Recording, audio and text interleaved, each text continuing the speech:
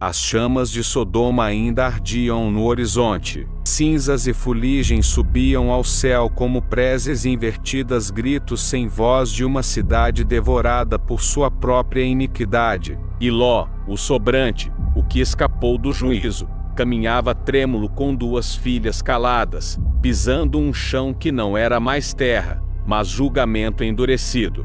Não havia pátria, não havia povo, não havia lar. Apenas uma caverna fria nas montanhas, um sepulcro sem lápides, escavado não pela natureza, mas pela urgência de fugir da destruição divina. Ali, escondidos do mundo e dos próprios olhos, pai e filhas enterrariam mais do que lembranças ali, enterrariam a última centelha de esperança.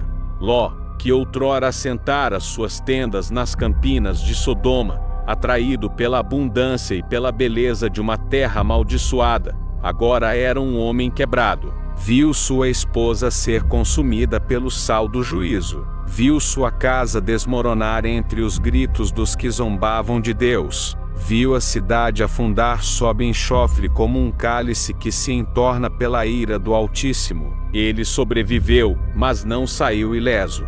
Suas filhas, marcadas por um silêncio denso, olharam o mundo com olhos de ruína. Elas não viram apenas a morte de uma cidade, viram o fim da linhagem, o colapso da descendência, a dissolução do futuro. Cresceram sob o riso corrupto de Sodoma, mas viram seu fim como quem perde não só a casa, mas a identidade.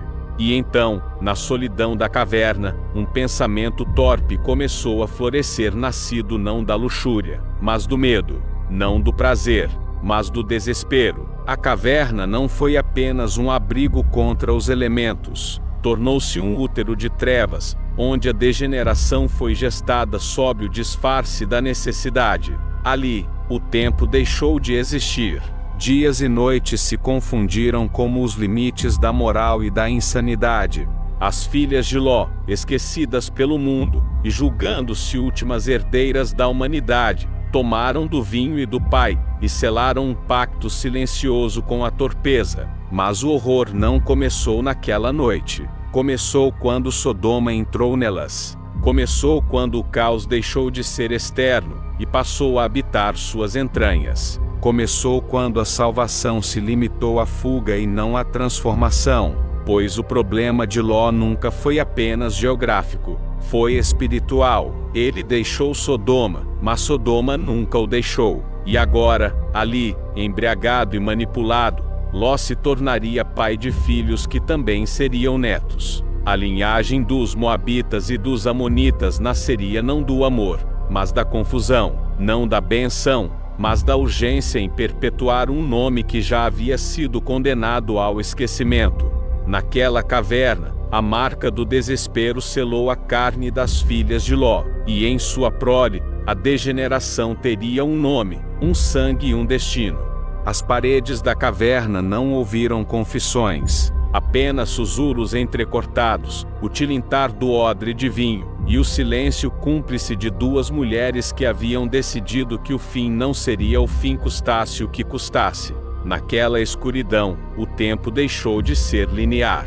A memória foi embriagada junto com o pai. O julgamento foi adormecido. O que restou foi um ato envolto em névoa e depois outro. Na noite seguinte, demos bebida a nosso pai e nos deitamos com ele. Assim o texto sagrado registra, seco como um veredito, cortante como uma lâmina. Nenhuma tentativa de desculpa, nenhuma busca por redenção, apenas a constatação de um gesto que funde o pavor com o pragmatismo, como se a degeneração fosse a única estrada diante do desespero. Mas o que realmente foi concebido ali? Não apenas duas crianças, mas dois povos.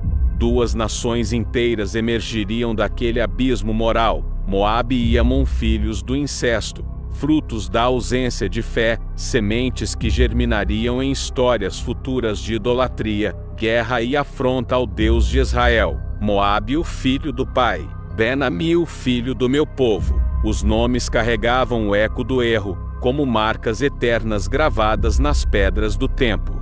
E, por trás dessas palavras, a verdade não dita, A linhagem de Ló havia sido salva do esquecimento, mas à custa da dignidade, da ordem e da separação entre o santo e o profano. A degeneração assumiu forma de descendência, e isso carregaria consequências. As escrituras narram como os moabitas e amonitas se tornariam espinhos nas laterais de Israel. O culto a Quemos e Moloque surgiria entre eles deuses pagãos que exigiam sacrifícios humanos, até mesmo de crianças. E então, o gesto desesperado das filhas de Ló, feito por temor da extinção, se tornaria fermento de futuras abominações. O ventre que deveria gerar bênção se tornou portal de contaminação. A salvação buscada sem fé produziu um legado sem luz. Ló, o homem que hesitou, o homem que precisou ser puxado pelas mãos para escapar do fogo,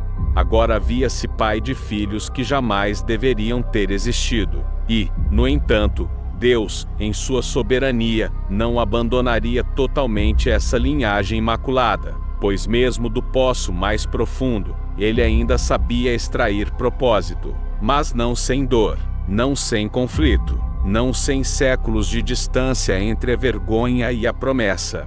A história de Ló e suas filhas é mais do que um escândalo ancestral. É um espelho, um alerta, uma advertência velada a todos que tentam preservar seu futuro à margem da vontade divina. É uma lembrança de que não se planta esperança onde se bebe esquecimento, e que desespero sem fé pode parir monstros. Na caverna, a carne venceu o espírito, e o mundo conheceria, por gerações, as consequências desse lapso.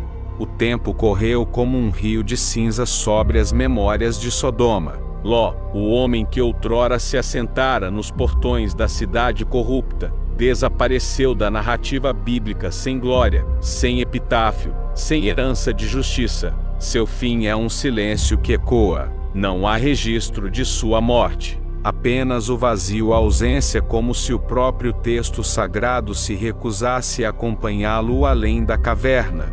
Mas a caverna não terminou com ele. Ela se tornou um útero de sombras, um altar pagão onde duas filhas, tomadas pelo desespero e pelo instinto de sobrevivência corrompido, conceberam filhos de seu próprio pai, Moabe e Ben-Ami, dois nomes que, em hebraico, carregam a vergonha nas sílabas, do pai, filho do meu povo. Eles foram o resultado não apenas de um ato incestuoso, mas de um colapso moral.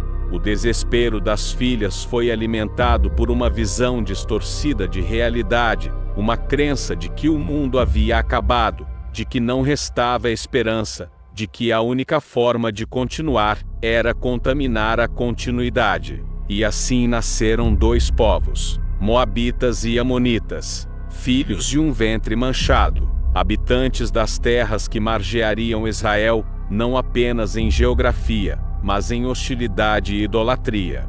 Moabe seduziu Israel no deserto com mulheres e sacrifícios a Baal Peor. Amon sacrificava crianças a Moloque. Eram povos que perpetuavam o espírito de Sodoma, não com fogo do céu, mas com fogo dos próprios altares. Ló, mesmo salvo de Sodoma, viu a cidade renascer em seus descendentes. E, no entanto, o Deus das Escrituras é o Deus que não fecha os livros com ponto final. De Moabe, da linhagem contaminada, do ventre de um povo rejeitado, nasceu Rute, uma mulher moabita, estrangeira, impura, marginal, mas sua história foi escrita à contramão do juízo. Rute se lançou aos pés de Israel, renunciando a seus deuses, sua terra, seu sangue. Ela seguiu Noemi, sua sogra, dizendo: teu povo será o meu povo, teu Deus será o meu Deus. Rute foi a flor que brotou no pântano da degeneração. Ela foi o reverso do incesto, da manipulação, da mentira foi fidelidade, pureza e obediência. E Deus a honrou. Ela se casou com Boaz, um redentor, e deu à luz a Obed, que gerou Jessé, que gerou Davi, o rei escolhido por Deus. Mas não para aí, pois dessa linhagem, manchada por Sodoma, marcada por Ló, e restaurada por Rute, viria o filho de Davi.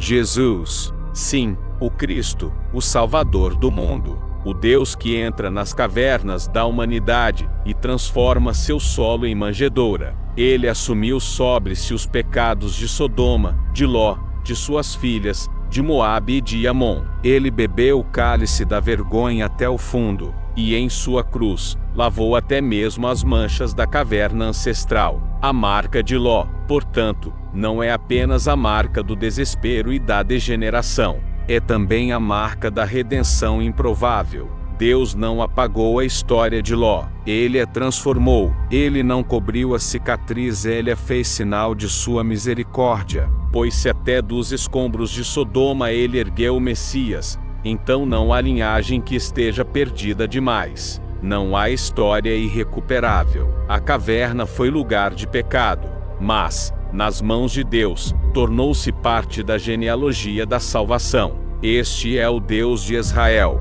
que julga com fogo, mas redime com sangue, que castiga a impureza, mas planta flores entre as ruínas, e que escreve com dor, mas termina com esperança. Se esta história tocou você, não se esqueça de curtir, comentar e compartilhar.